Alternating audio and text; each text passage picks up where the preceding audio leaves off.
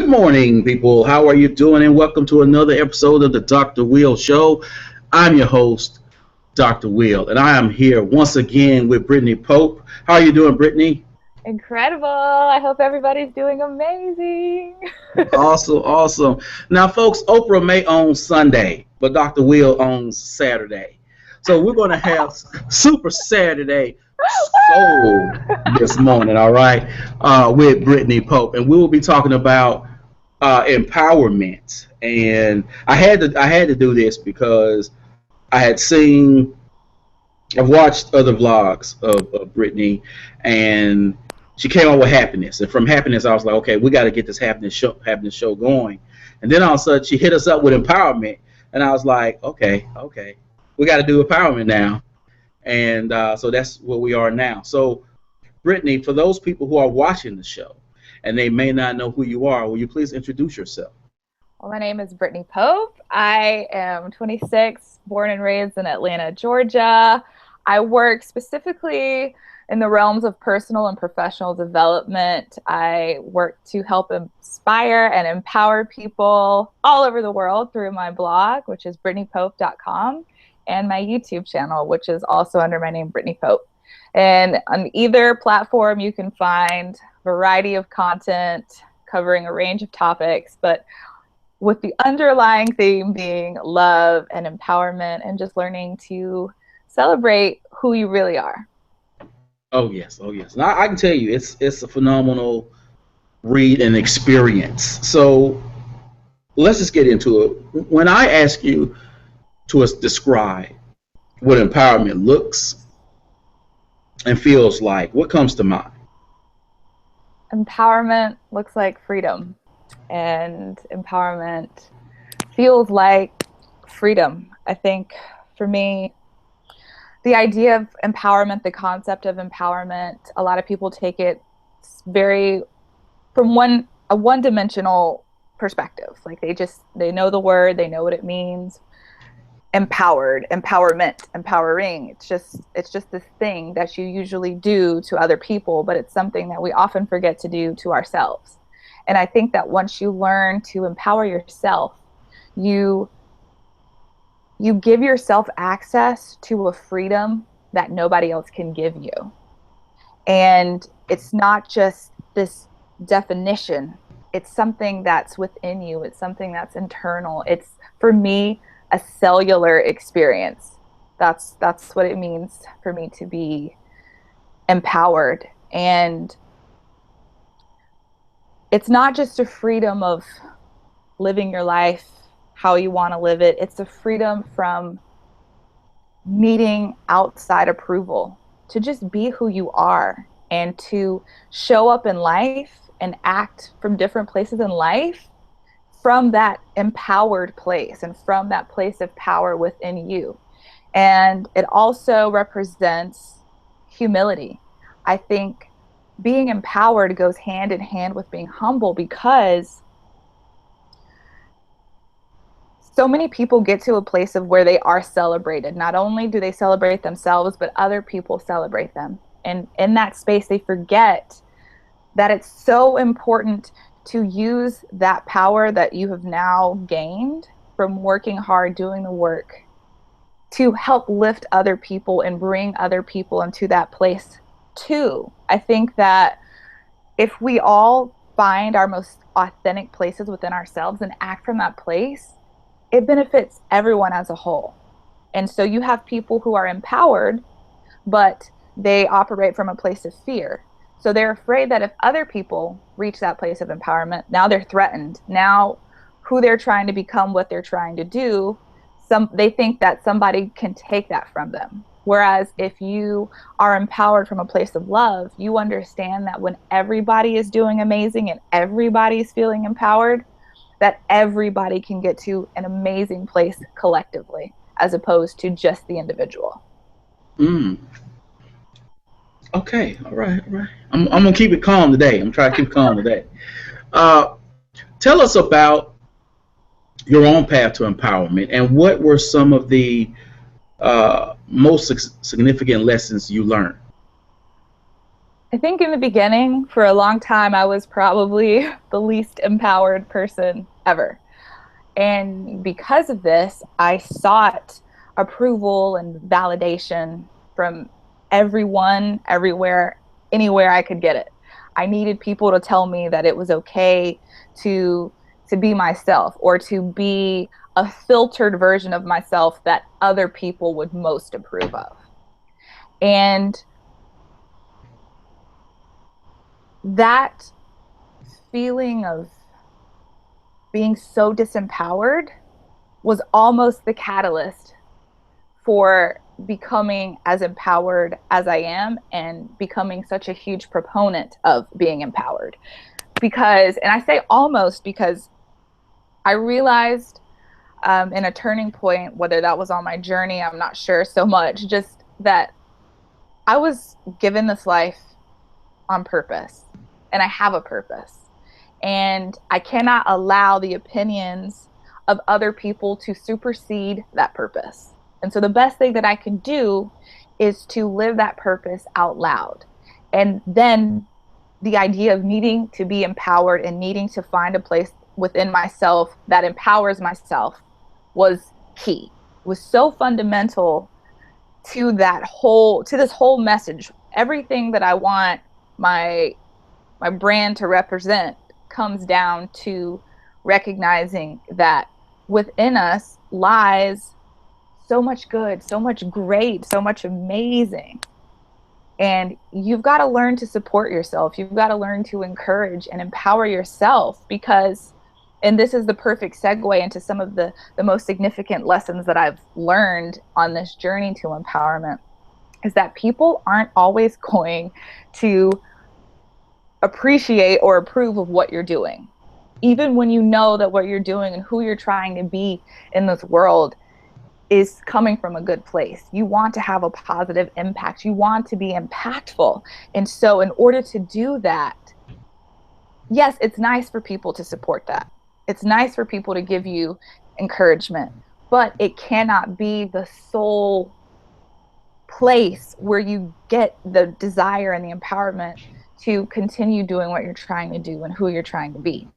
So the significant lesson in all of that is that it doesn't matter what you're trying to do. Everyone's not going to want it for you. And that is outside of your control. So therefore, it isn't something that you should worry about, which is why you need that internal place to go to when you're feeling down, when you're questioning yourself, when you're doubting yourself, because that's just natural. It's something, for whatever reason, that is innate within us, where we are on the cusp of doing something great. And then we sort of hang back and we question ourselves and our own intentions and where we're going. And to instead move from that fear, or either move with that fear or move through that fear, so that you can access that greatness through empowering yourself. Because people just, you cannot rely on people to be who you need them to be in order to access and be the greatest version of yourself. And I would say that another significant lesson for me in that respect is learning to just be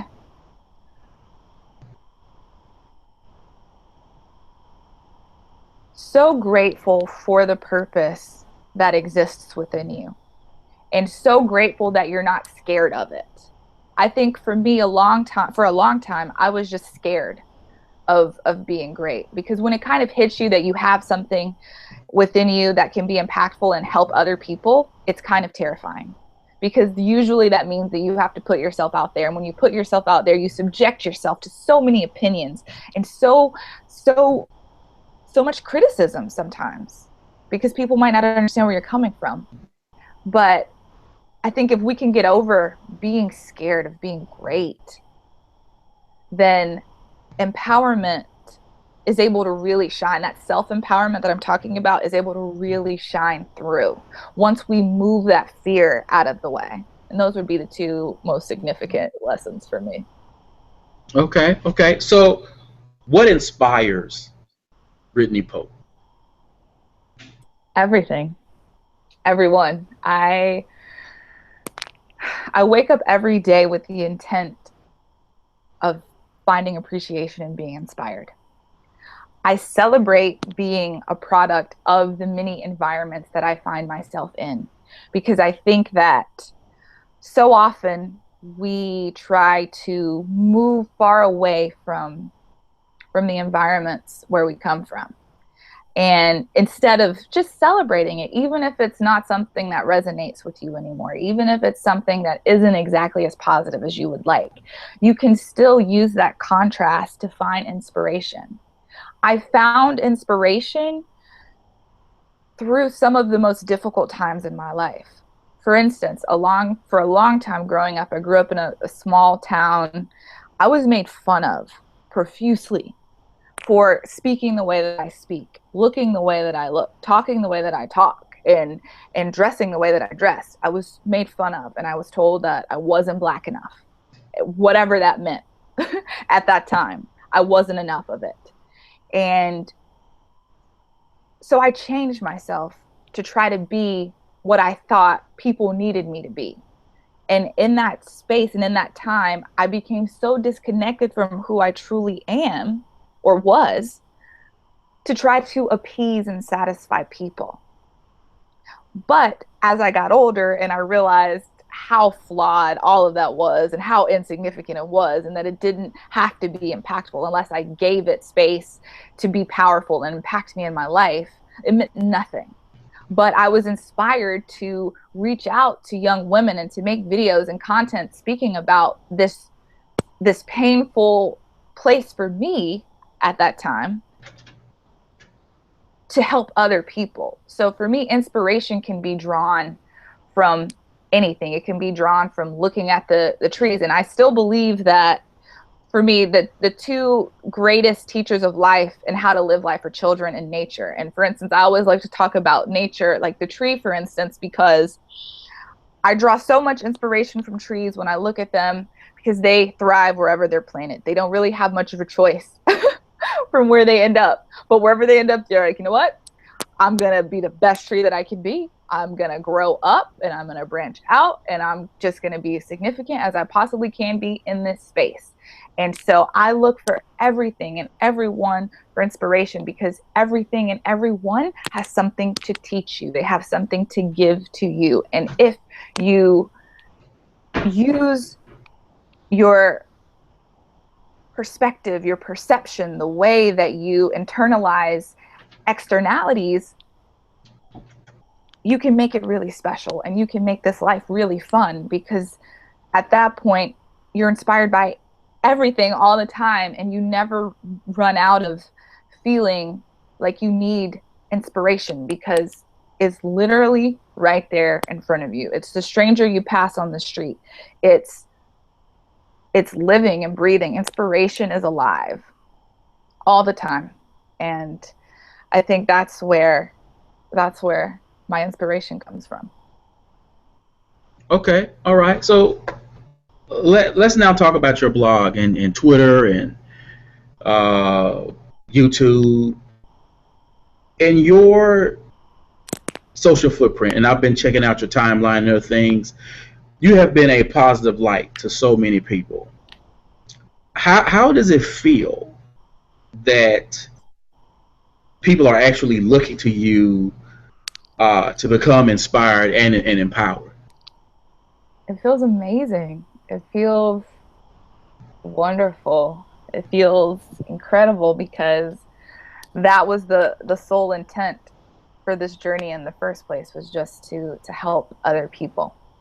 And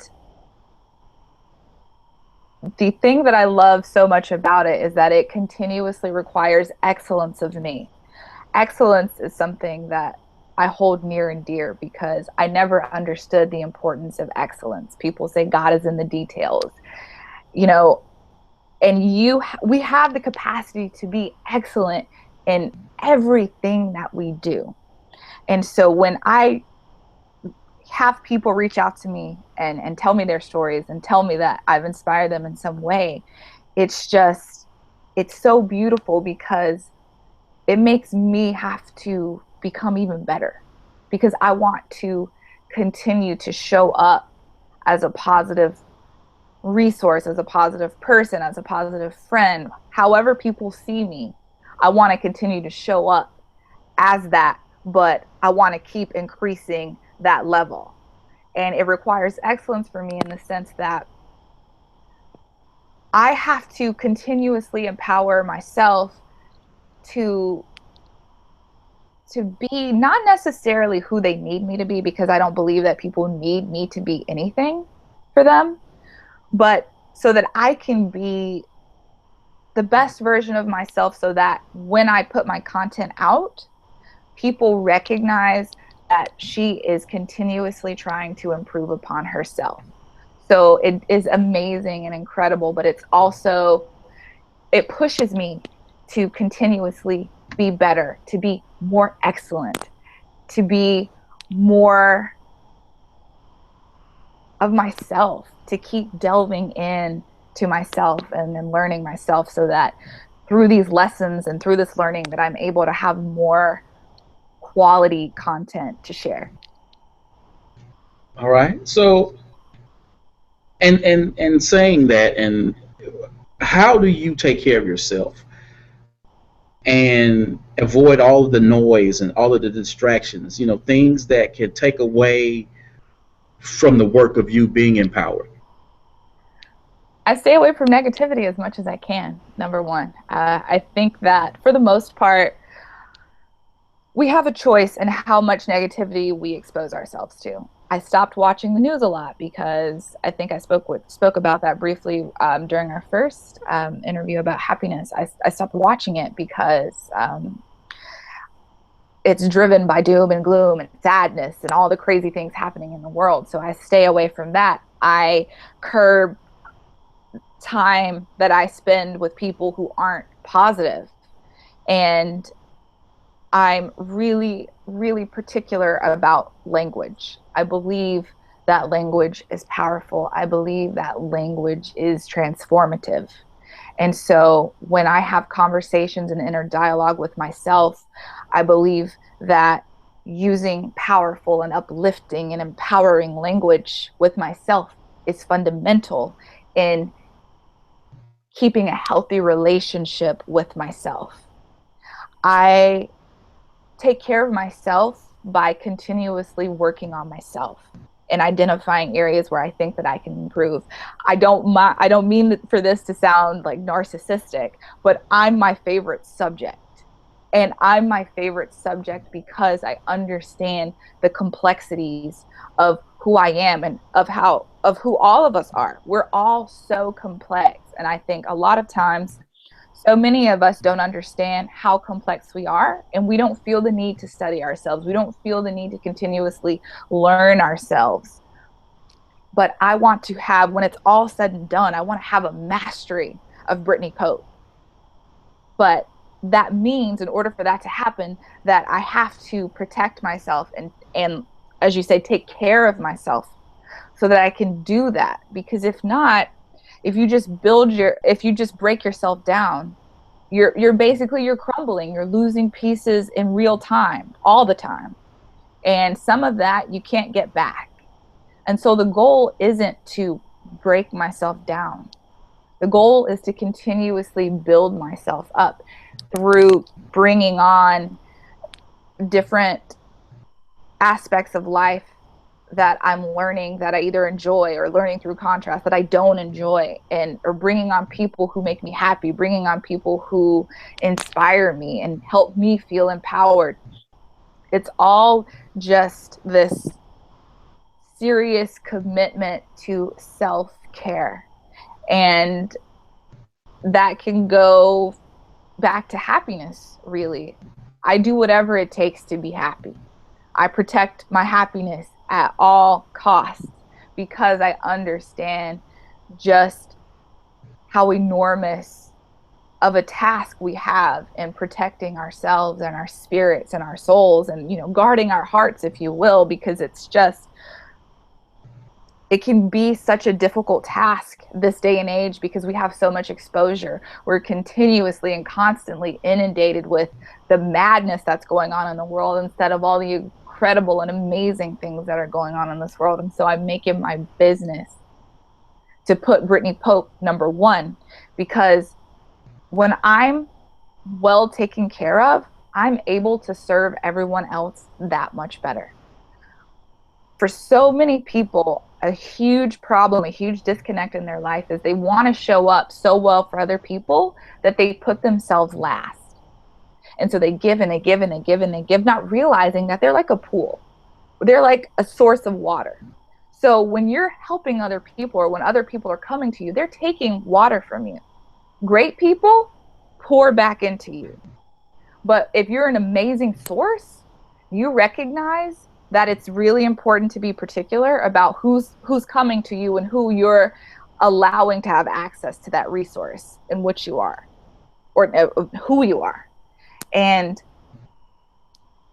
you operate from a space and a place of love for yourself because you love other people so much. It's essentially saying, I love you so much that I have to love me first so that I can be the best person for you, so that I can show up from the best place for you. Okay, y'all. I've been kind of calm. I said I was going to be calm, but that if that was ever a moment to pass the collection plate, that was there, right there, right there. So, what role do others have in empowering the people in their lives, and how have friends and family empowered you? Well, people definitely have a huge responsibility to empower other people in their lives, whether they recognize it or not, whether they choose to do it or not. The responsibility is still there. And I say that it's a responsibility because once you've reached a place, going back to one of my points earlier, once you've reached a place of empowerment and feeling good and feeling impactful, it is almost a requirement for you to do that to other people. That is such a gift to be able to do that. And when you really love people, especially if we're talking about close relationships, I believe in empowering any person you come into contact with. But if we're only talking about personal relationships that you have with other people, you absolutely have a responsibility, a huge responsibility to help empower those people around you. Because those same people are influencing you. They're impacting you indirectly. I think it's like a quote or just a notion or concept of some sort, like we're the sum of the 5 people that we spend our time with the most, or something like that. So if you're spending a great amount of time or great deal of time with certain people in your life and you're not helping to empower them, it should be a mutual relationship of empowerment. It's what it should be. But it's important that if you're empowered, that you're empowering those around you, because they are going to impact you. And until you get to a place where your energy is impenetrable and no crazy vibes or frequencies can come and affect that, it's important to nurture the feelings of those around you by empowering them, by using powerful language when you speak with one another. It's so crucial, because you want to I think empowerment and feeling empowered is a continuous journey as well, because we can't always feel empowered. We just can't. But when we're having those moments, those weak moments, if we have empowered people around us, those empowered people around us are going to pull us right back up with them. They're like, no, you're not going to stay in this low lying place. Like, we're going to lift you up. We're going to uplift you, because that is what we are here to do, just as you have done for us. And then if you want to take it more in a broader sense, if you will, when it comes to just everyday interactions with people, I take it personally. I take it as a personal responsibility to uplift anyone who I'm coming into contact with, whether that be a child, whether that be an adult. And people will laugh at me sometimes, because I'll be like talking to a little kid or something, and they'll say something like, oh yeah, I can do it. And I'm like, yes, you can do it. You can do anything. You can do everything. You are amazing. And then people are like, whoa, like, he or she's just 2 or 3. And I'm like, it starts now. It starts young. This language, they understand the power behind those words. And that's why I think that when you can start instilling that in children early, that's incredible. I think that's where it really starts. But if we're starting in late adulthood, when I'm talking to random people that I interact with, if they ask me how I'm doing, and I always show up. I'm always like, I'm magnificent. How are you? And then they're like, I'm amazing. I'm like, yes, you are. You are amazing. Because in that moment, that's the chance to make a moment. That's the chance to use who you are to help bring somebody else up with you, even if it's within that moment. And oftentimes it, of course, extends beyond that moment. Once you're gone, they're able to continue that, hopefully, for every subsequent interaction thereafter. And as far as the people in my life, my family and friends who are endlessly supportive, encouraging, empowering, I can't say enough about them.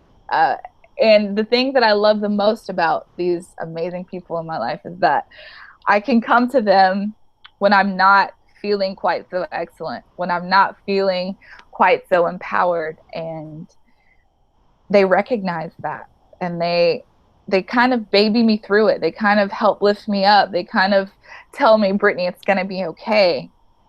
It's all is well, all is well, all is well. How can we support you to help you get through this time? Because, you know, at this rate, pretty much everyone knows that I know all the tools. And even knowing all of the tools to get myself out of a funk, sometimes I'm just like, I'm in the funk. I don't feel empowered. I don't feel inspired. What am I going to do? But they're like, no, we're gonna love you through this. We'll give you some time to sit with those feelings, but you don't get to stay in those feelings. We have to get you out of those feelings. You've got work to do. You've got a person to be. You know, you've got to show up now, and that's what they do. And they lift me up, but they also challenge me. Again, they challenge me to be better. They continuously require excellence of me. And to me, that is a form of empowering me, because I know that I can't show up to them often not being on point. And that's a great way to show how much they love me, is by requiring that of me. And another thing that they do is they're opinionated.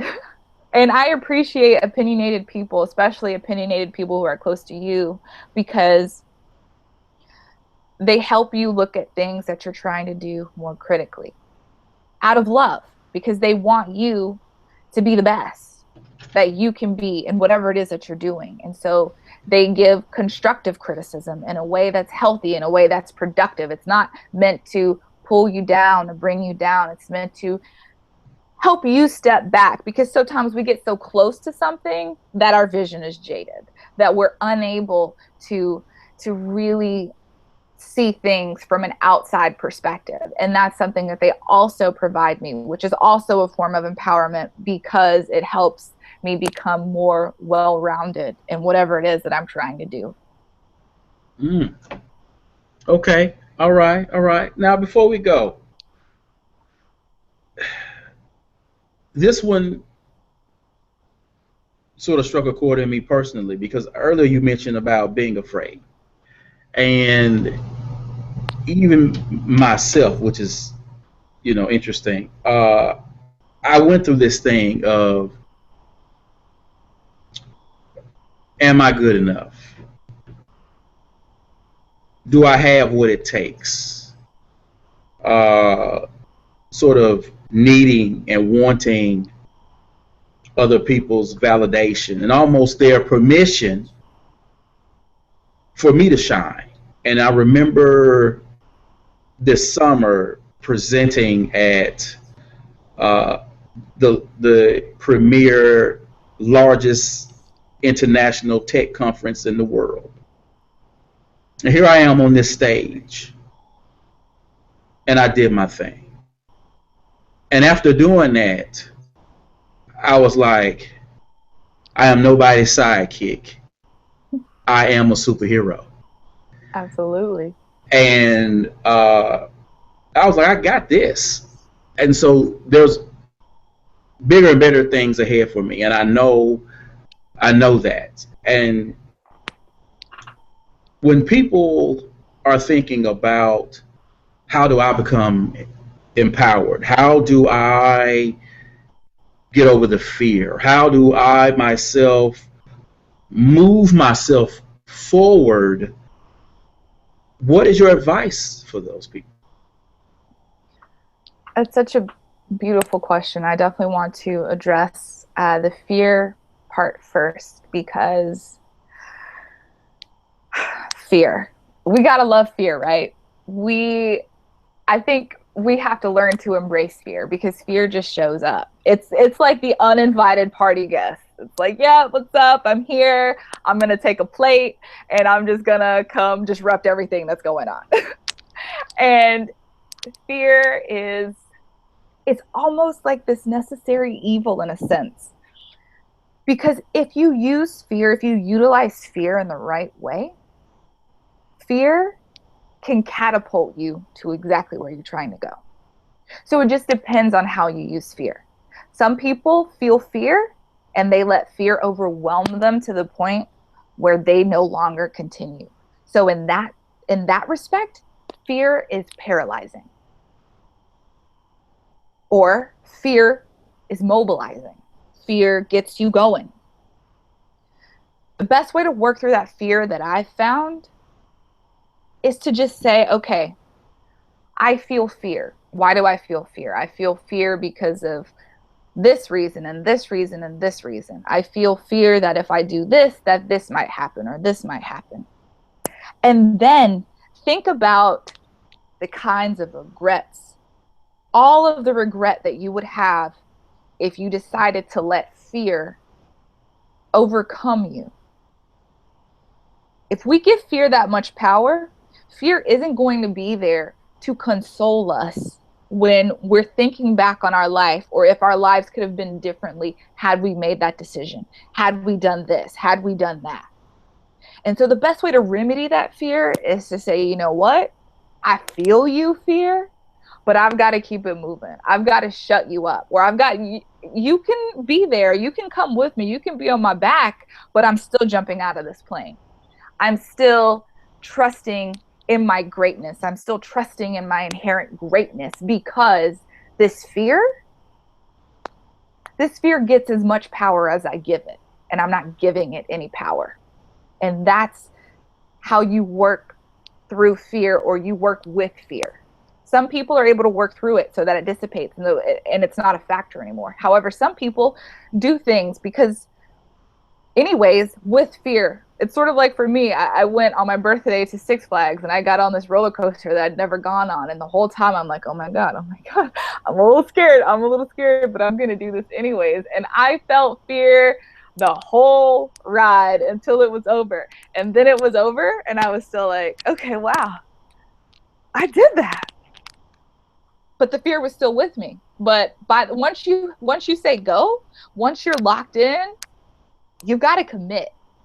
And I just urge people to commit to whatever that dream is, because that's essentially the call, right? The call that so many of us are reluctant to answer because we are scared of what happens if we pick up the phone, if we answer the call, if we do what we're most drawn to do.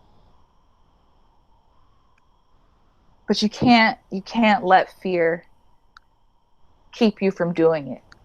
Fear has killed and will kill more dreams than any rejection that there ever is. We are our biggest enemies. If we don't push through that fear, then we can't go to the heights that we're meant to go. We can't reach that altitude. Fear is just a 4-letter word that doesn't have to mean much. So I just advise people to stop giving it so much power, because it doesn't deserve it. If you're going to give anything power, it needs to be your faith. It needs to be your faith in yourself and your faith in whatever or whomever you believe in. That's what needs the power. Don't give fear any energy. And the next points, as far as advice goes, in reaching an empowered place, is doing the work. And by doing the work, I mean identifying what parts of yourself do you feel most disempowered.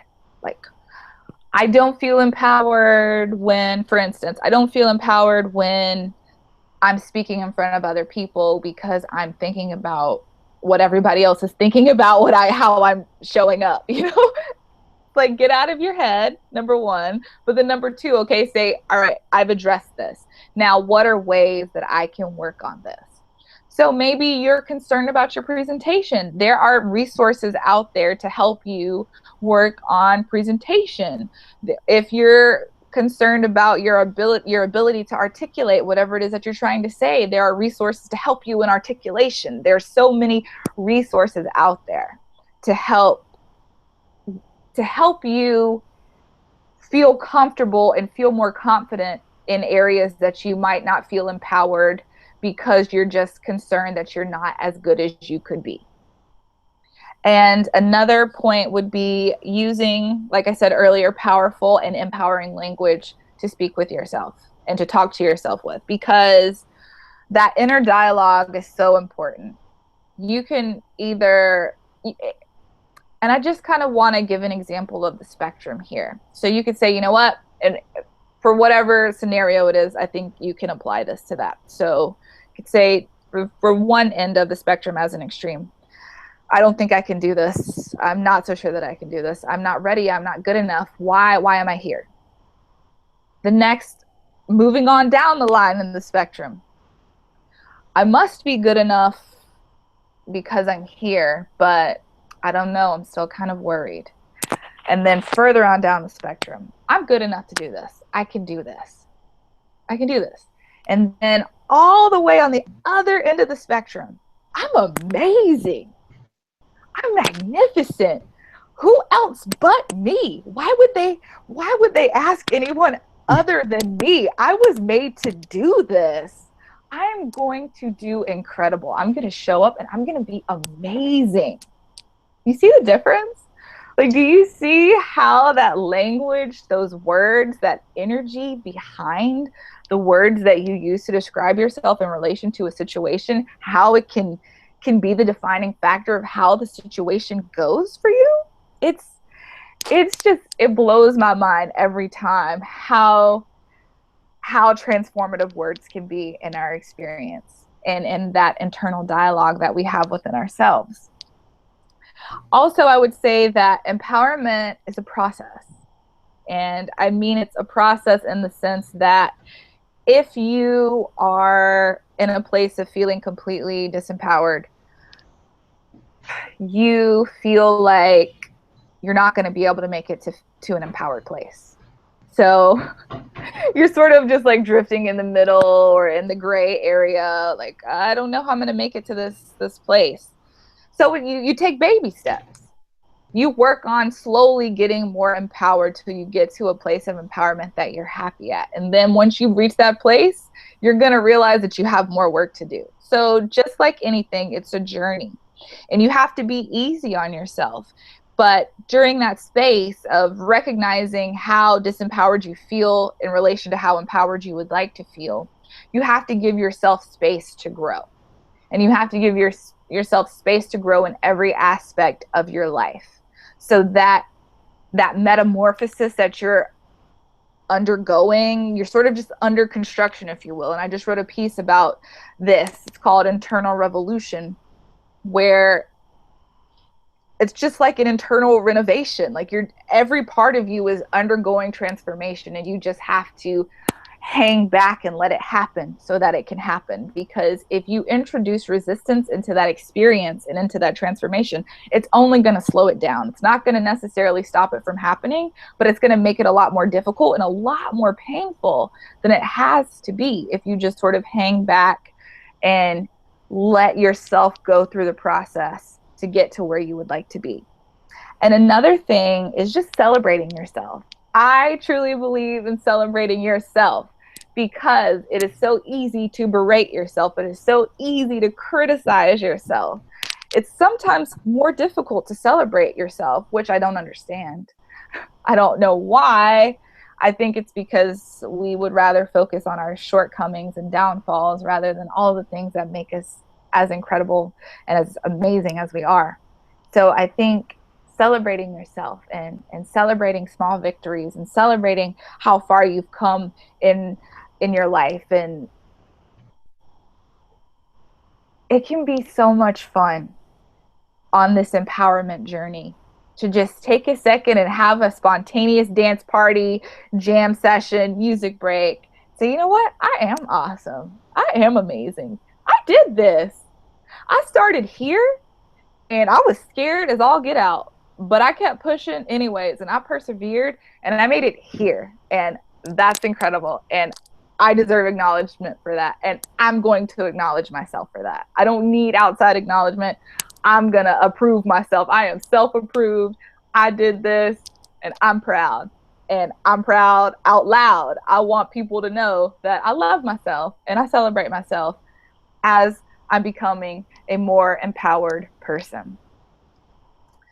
Another thing would be staying away from people who don't celebrate you, who don't encourage you, who don't use powerful language with you, to you, towards you. Because again, it's just at that point, it's negating all of the work that you're doing. You can't, it's too much of an obstacle to deal with on this journey, because it's you're already very vulnerable.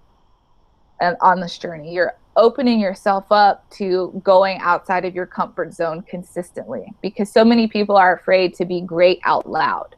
People are fine with being great behind the scenes, in the shadows, where they don't have to face other people's opinions about it. But people are a lot more hesitant to be great out loud, and they're afraid that the people in their lives might not have such a great response to that. And so start being great out loud, and then start seeing how people respond. And if people are responding negatively, then those aren't the people that you need to be consulting with. Those aren't the people that you need to have around you close enough that they are able to just readily give you their opinion, because their opinions, they don't matter. And another point, I'm so glad you spoke about it earlier, is permission.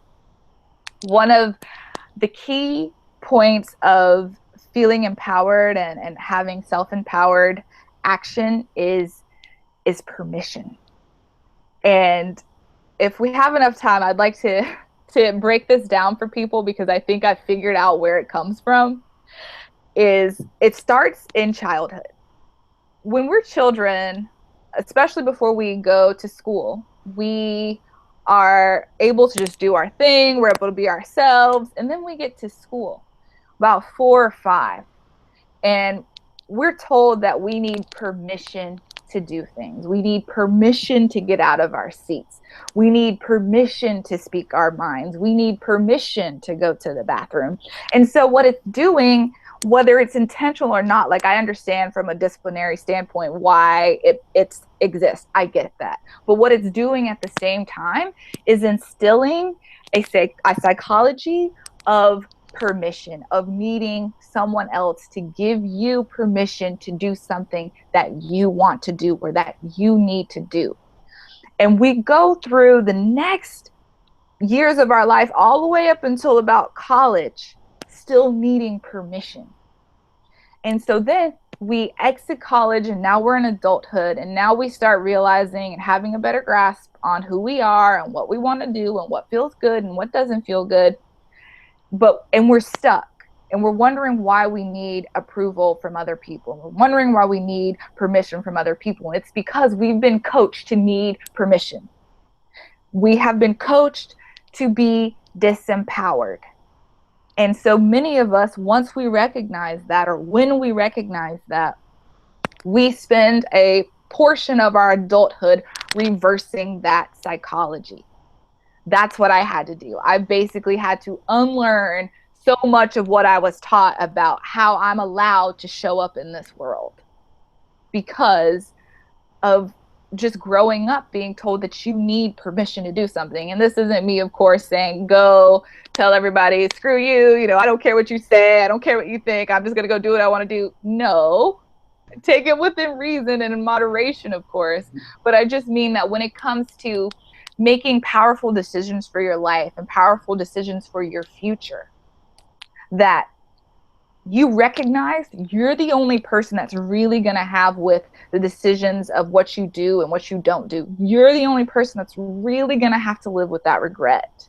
And so you want to give yourself permission to do whatever it is that you want to do. You want to give yourself permission to deal with whatever consequences, whether they be good or bad, whatever consequences come your way.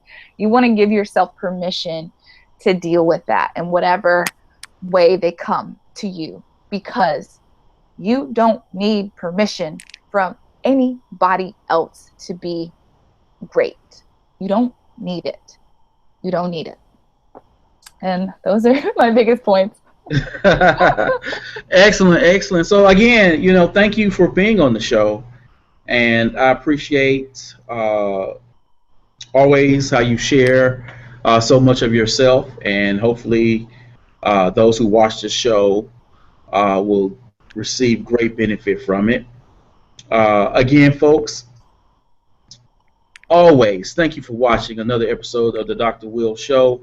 And as always, be you, edu, and I'll see you on the next episode. Peace.